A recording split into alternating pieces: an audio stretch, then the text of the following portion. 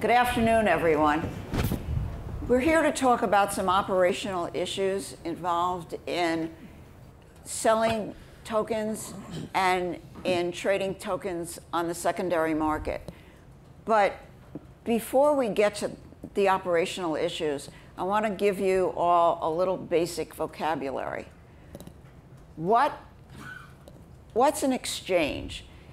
According to the Securities Exchange Act definition, an exchange is a venue where multiple buyers and sellers can meet to buy and sell securities. So if you only have one person on the buy side, you don't have an exchange. You have a market maker. Exchanges can be registered or unregistered. So for example, the Boston Stock Exchange is a registered exchange. An unregistered exchange is an alternative trading system. I'm trying to give you this secret vocabulary. What's the difference between the two, other than you have to go through a big registration process with the SEC? A registered exchange governs all behavior of its members or subscribers, whether on or off the exchange. And all of its rules are subject to SEC approval, Every time they change a rule, they have to go to the SEC, it has to be published for notice and comment, and eventually it gets approved. An alternative trading system has an easier life, in a way, because it only governs the exchange of its members or subscribers. It only governs the behavior of its subscribers on the exchange, not off the exchange. So if a subscriber's employee is doing something crazy but not on the ATS doesn't have to worry about it. Also, an ATS does not need SEC approval for minor rule changes, only if they materially change the operation of the ATS. Why are we involved in all of this compliance business? Because an alternative trading system has to be operated, and I think most, except for Ralph's, are going to be alternative trading systems, because they can only be operated by broker-dealers. And so the first thing you have to do is become a broker-dealer, which immediately subjects you to a ton of rules and regulations. You can the process itself to become a broker-dealer is lengthy. FINRA, which governs the process and gives the approval, has 180 days from the time you submit your application to approve it or disapprove it. It takes at least 2 or 3 months to prepare the application properly.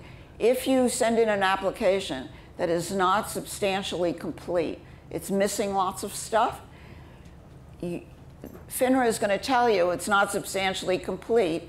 You're out the door and you're going to have to start all over again.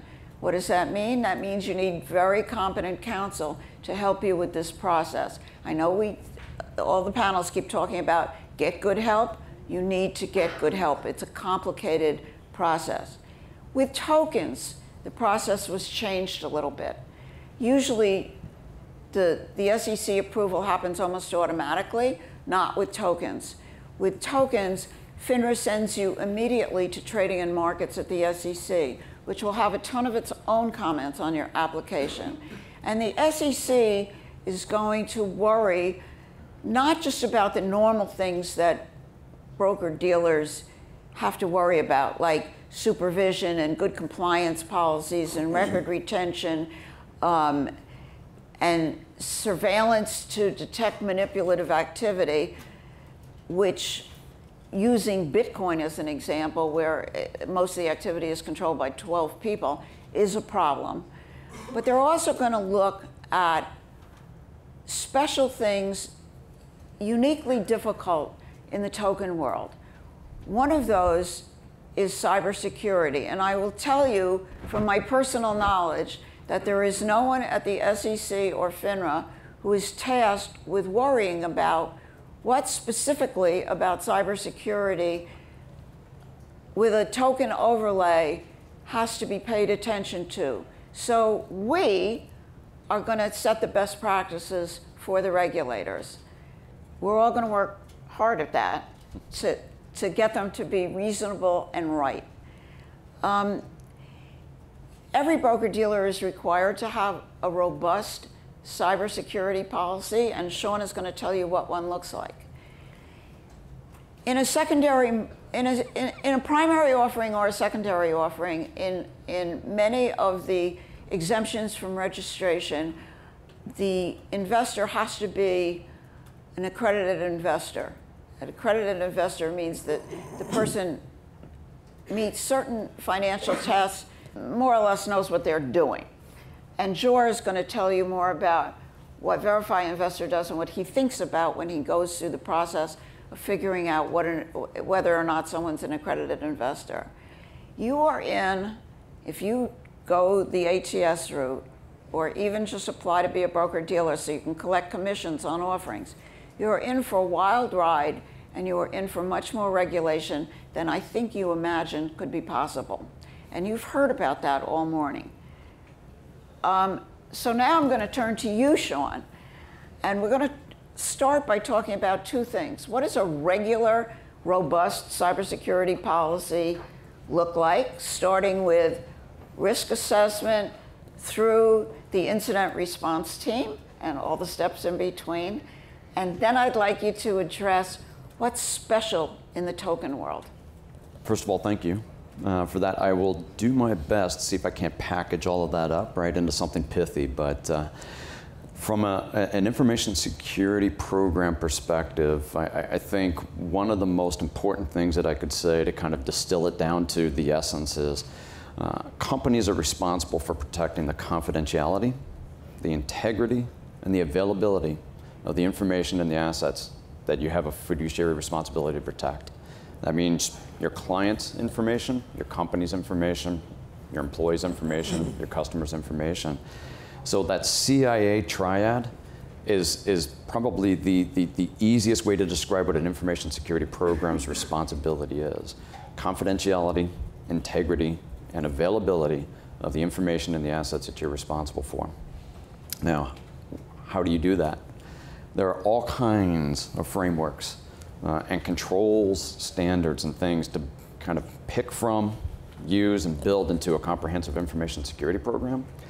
But in the financial services industry or the sector, I think the most complete expression of what's required or what's recommended in terms of information security is in the FFIEC's handbook.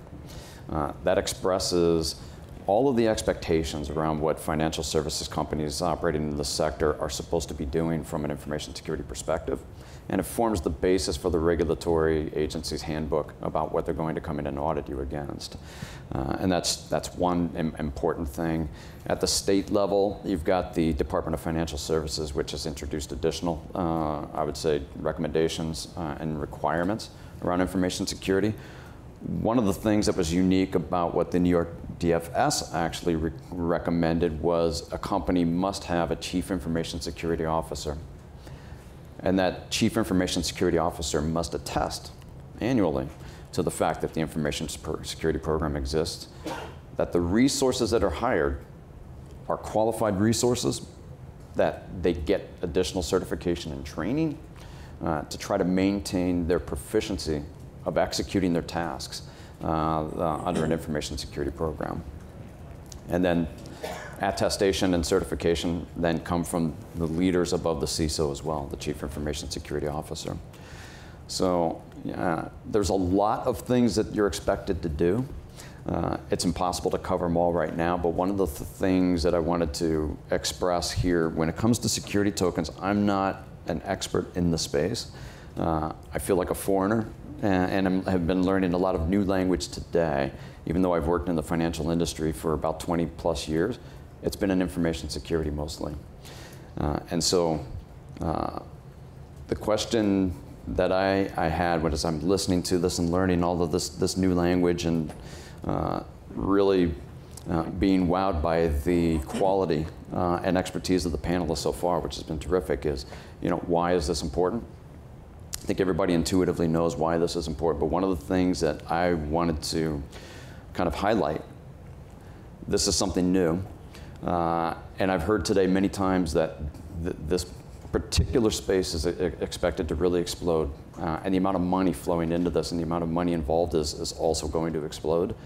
And I will tell you that cyber criminals and rogue nations love you. When you talk about the types of dollars, the amount of money that you're talking about, I've heard the T word used, trillions of dollars. You are well loved, and you are a juicy, ripe target for actors that are very bad, who also want to be a part of your success, right?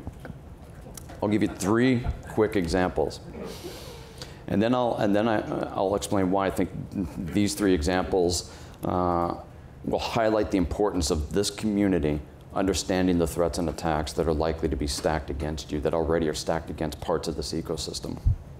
In 2009, the Royal Bank of Scotland lost $10 million in an ATM, automated teller machine cash-out attack. The attack took place in 20 different countries over a 72-hour period, using, I think, 28 accounts that were compromised. And the attackers had modified the ATM withdrawal limits to set them really high so that a lot of money could be taken out in such a short amount of time, and then restored those limits back like nothing ever happened, and then tried to wipe logs and things to basically erase the fact that they were ever inside RBS WorldPay systems. So that's in 2009. In 2013, Bank of Muscat out of Oman suffered a $40 million ATM cash-out attack, again in about 25 to 28 different countries in a 10-hour period.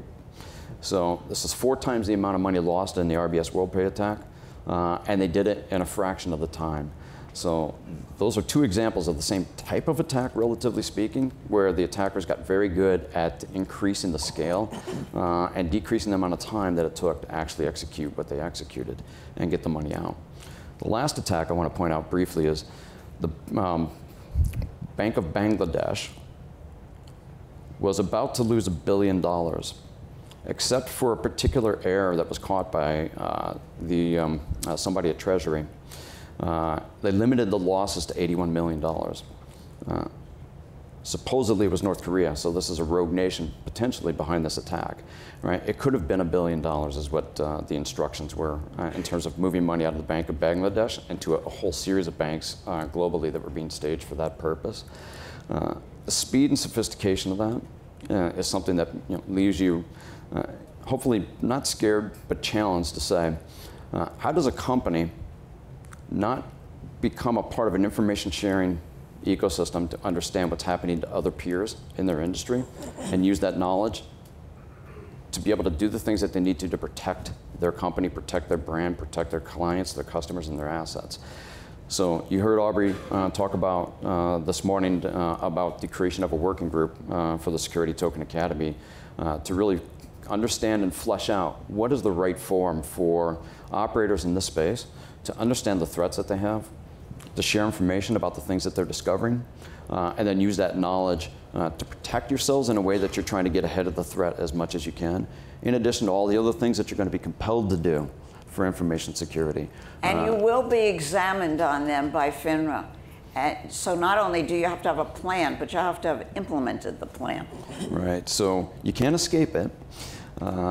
But you can embrace it, right? And so, this is where I think in this community, you've got a number of peers that are very sophisticated operators, both on the technology side as well as the financial side. You do have a unique capability, I think, to create a community where the information about potential attacks that you can surface and share with each other can be turned into practices that could be innovative and leading in and of themselves in order to protect the sanctity and the integrity of this ecosystem. You've talked about threats from bad actors and rogue nations, but what about the stupid human problem? Well, I will put myself in that category. I've done things I probably shouldn't have done from a cyber perspective that have cost me at some point. I don't like to say stupid human, but I would say the human that isn't on guard at some point in time, right? And so whether these are individuals within your company that are trying to do the right thing, but they're not paying attention to something where they're being asked to do an illegitimate function that appears to be legitimate. A recent example of this phenomenon is called business email compromise, and this is where an employee is apparently told by the CEO or the CFO to transfer money from our account to this account in order to pay this vendor. Turns out that's a fraudulent request. It doesn't come from the CISO or the CFO or some other real person in the company, but their email account has been compromised, and now somebody's being instructed to perform a wire transfer, right? So the human, I wouldn't call them stupid, but they're being duped and they're not paying attention, I think, to subtle cues that might say, that's not really a legitimate request, or maybe I should ask. So staff training is one of the most important things that you can do, and you can't make it boring because people won't pay attention to it if you do.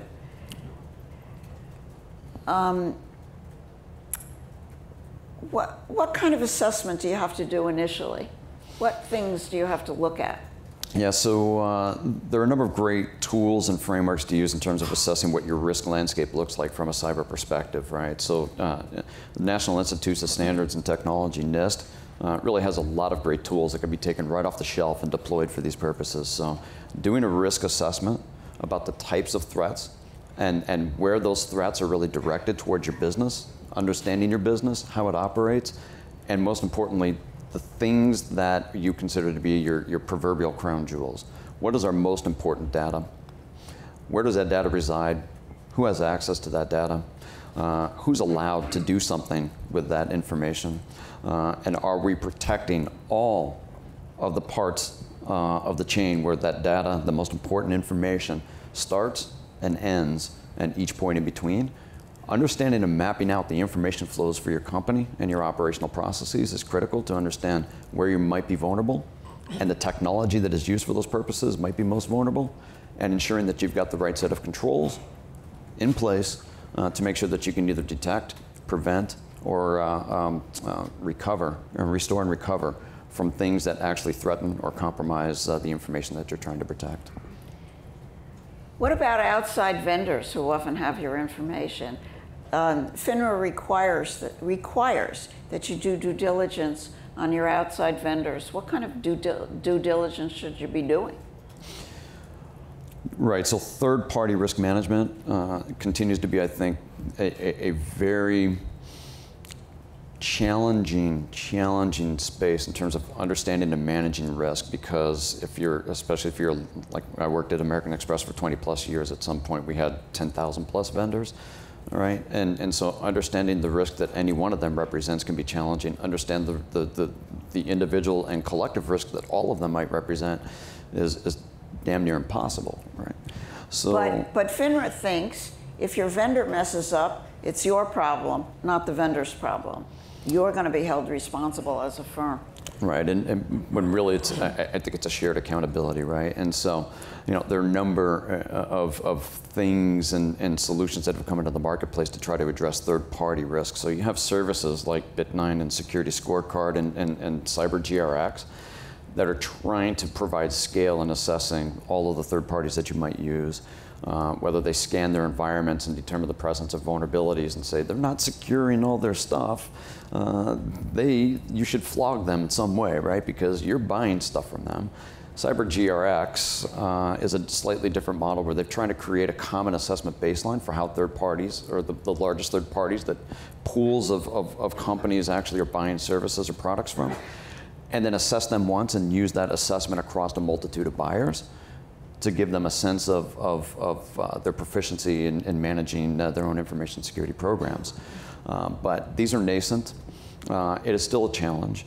And the best that I could say is when you're contracting with a third party, you do have leverage there in terms of determining what the consequences of failing to secure the environment and protect the information that is yours, that they're responsible for interacting with in some way, shape, or form, and creating those disincentives from a contractual perspective. Those conversations have tended to be, I think, fruitful, maybe painful, but again, you have positive and negative levers that you can employ through the contracting phase potentially to try to reduce your risk with third parties. What advice would you give to firms starting down this venture? And a second question is, tell us about information sharing. NC4 has a special interest in information sharing. Could you talk a little bit about that? Well, NC4 has provided technology and services and capabilities to a number of different information sharing communities. And matter of fact, in some of the information from regulators, there's this recommendation to be part of an information sharing community so that you understand what's going on with your peers and you can share what's going on with you with them, so that this community defense concept is, if we're all talking to each other about the things that are hitting us and that we're dealing with, then somebody's pain point can become somebody else's prevention. So the Financial Services Information Sharing Analysis Center, is mentioned repeatedly in a number of recommendations, whether it's from the FFIEC, even the New York DFS identifies the FSISAC as one potential information sharing community. There are others like the National Cyber Forensic Training Alliance. NC4 has provided capabilities for information sharing communities to be able to collaborate and share information. Why is it important? Well, the Information Sharing Analysis Centers were originally, kind of codified in a presidential policy directive in '98 or '99, which and the ISACs were focused on critical sectors, critical infrastructure sectors like energy, defense, financial, power, right? So the ISACs were kind of established and codified there as critical infrastructure sectors. And why it's important is because those sectors represent the engines of economic opportunity, for the United States, but they also represent potentially the points of greatest vulnerability. And so, NC4 being a provider of capabilities and solutions to these critical infrastructure sectors to allow them to understand, find, share, and take action on those threats that are attacking some peer or peers in your community is important. You have to have something that powers that conversation, that dialogue, and that collaboration. But NC4 has been very focused on protecting critical infrastructure now for a number of years. And they've been an important part of the technology landscape for, again, some of the most important sectors out there. So before we turn to identification, are there any last points you want to make?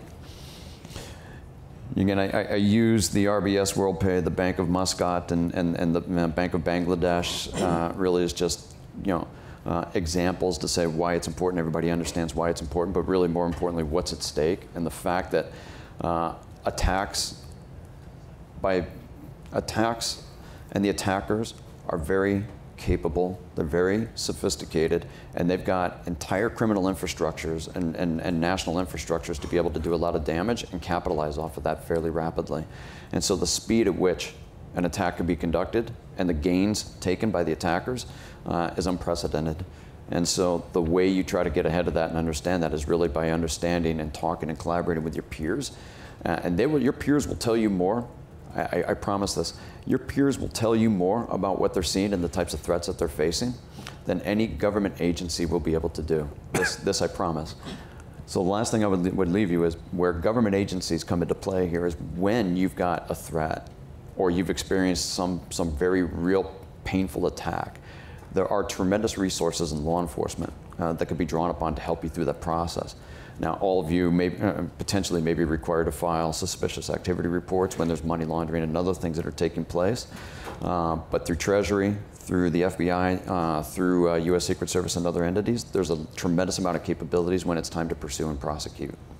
I would particularly emphasize the FBI, which is always ready to hear your story about what happened to you and to jump in and do investigations. Not like you're going to find out exactly what they're finding out, but they're on it. Right. So let's turn to identification. Jor, tell us what you do and why it's important. Yeah, so Verify Investor plays in the accredited investor verification space. So when investors are investing in these securities offerings, they may be required to be verified as accredited investors, and that's kind of a painful process. So Verify Investor is one of the dominant providers of this service. Now, in addition to the Accredited Investor Verification Service, of course, there's AML KYC, which we do not do, but we've kind of had to enter into those discussions because anytime you talk about identity, on a blockchain, and there's a couple ways you could break it down, right? There's the identification of the person being who they say they are, right? If someone online is investing in your offering and they say they are, John Doe, you have to verify, is this actually John Doe, right? That's one form of identification. Then beyond that, apologies. Beyond that, there's knowing, who John Doe is and whether John Doe is on some sort of sanctions list or prohibited list or bad actor list and things like that. And that's another form of AML KYC. And then you're looking at qualifications that might be imposed either by the issuer themselves or by securities laws, such as accredited investor verification. So when you're looking at identity, when people talk about identity in this space, they're really talking about all three of those things, wrapped up together as one concept. But they're actually sometimes done by multiple different parties. So that's kind of the space that we're talking about with identification. And what kinds of things do you look at? And how do you figure out if somebody's an accredited investor or they aren't? This is interesting, right? Because in this space, you're always trying to balance some respectable amount of privacy with regulation and compliance. And frankly, in a regulated space, you can forget about the privacy. The regulators are going to know or are going to want you to know who you're doing business with. There's just no getting around that right now. Maybe in the future there'll be other options, but today they really want to know who you are, who you're doing business with, and things like that. Now, one of the common requests we get, and anyone in the space has probably dealt with this, is that everyone loves to do business with just an Ethereum address, right? I can't tell you how many hundreds of times I've heard someone say, here's an Ethereum address, tell me if it's whitelisted, can this person buy or not? Well, I don't know what person that is. And it's important to understand the difference between like Ethereum address and something like a bank account number, right? When I go to a bank, it's centralized. If I go to a bank, first thing they do after they get my applications, they get my ID, they check who I am, they run me through all the screens, then they assign me a centralized bank account number. They know that that bank account number is mine, short of the account getting compromised. And in the background, they're consistently running checks on me so that they know if, like, I end up on some prohibited list, right? With Ethereum, it's not quite the same thing, right? Like I can go and create an account, and just later say, oh, this is my account. But you can't guarantee that that's always my account. So when you're talking about identity verification, you're looking at really what the regulations want is they want people to know the person that they're dealing business with, either the person or the legal entity, not an address, right? At some point, someone can say like, okay, I've verified this person, and then this person has shown me reasonable evidence that this address, is registered to them, or they say it's registered to them. But you can never really, at this moment, eliminate the person or the identity away from that. And that's really important because I think a lot of people are trying to get to this holy grail where if you have this one address, then suddenly everything's fine. And right now, the way Ethereum is designed, you can't get there. There's ways maybe you could develop a new protocol that might make that easier, but you can't really get around that. And I'm not sure if you have, I know we talked about this, I don't know if you have additional thoughts about that.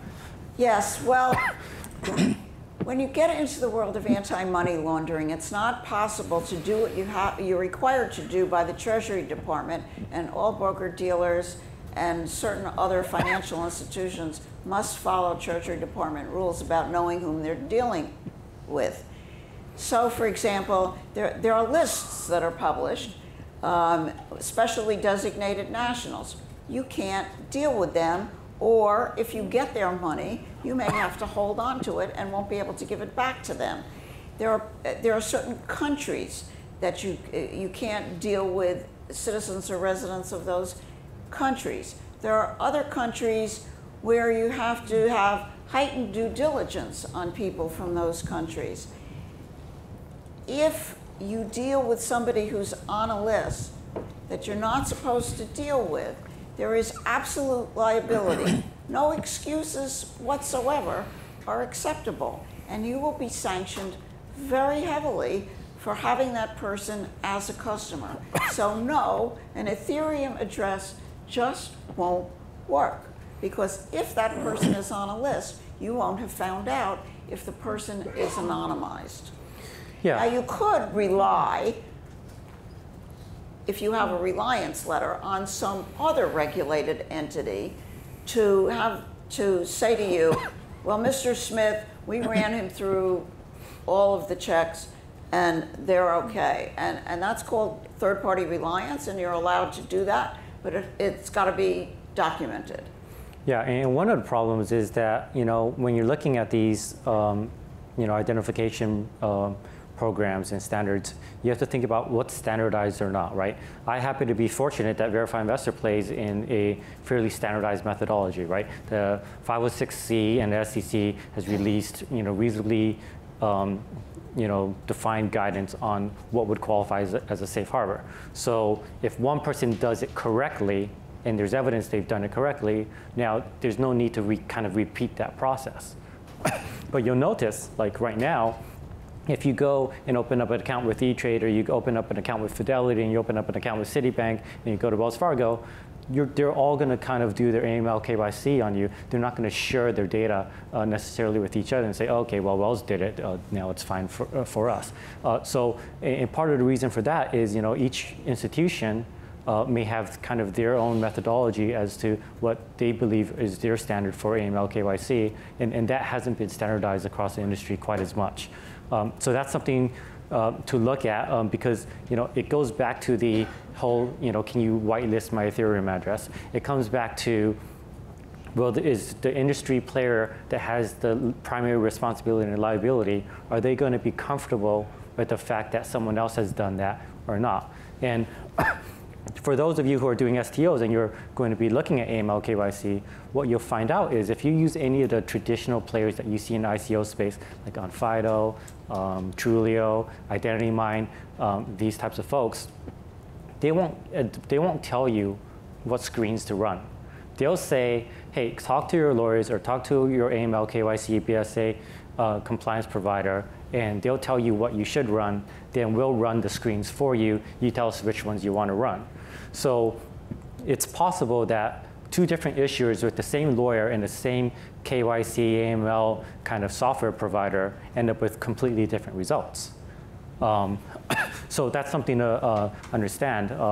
And depending on which service you use also, if you're running 10,000 people through that program, you're going to get a certain percentage that are yes, a certain percentage that are high no, and then a bunch of grays where you're really going to have to look at them closely and come to your own determination whether they're approved or not. Unless, of course, you just trust your third party to say yes or no, and you throw out all the grays. So that's a real problem. Because if you're getting such different results among so many different issuers, it's hard to kind of have one system that's centralized that everybody kind of says, oh, they've passed it here, therefore they're always going to keep passing. Before we close, Sean, we didn't talk about encryption. So you're going to get intruded on. People are going to cross your moat and get in. They're just going to. If you think they're not, you're wrong. Let's talk about locking up the crown jewels. Good, proper encryption, and also all of the management that comes along with encryption, key management, right? And what is your key management strategy, your key generation, archival and deletion strategy? That's key. And so, just having a big, long, strong key isn't enough, right? So, but encryption absolutely is one of the most useful tools to protecting information that is taken, because if it's encrypted and in a format that is unusable to a nation state or a criminal actor, it's of no use, right?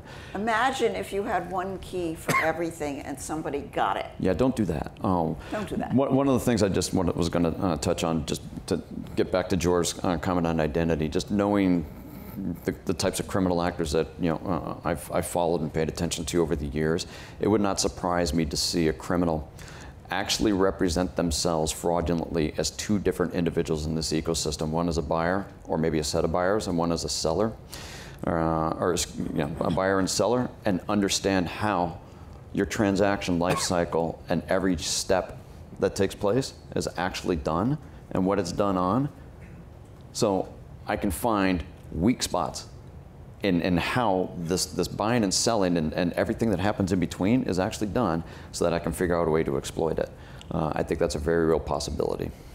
Yeah. So we're out of time, and I'm sorry that there's no Q&A, but we're all available after the panel if you want to approach us and ask us any questions. Definitely. Thank you for your time. Yes, thank you.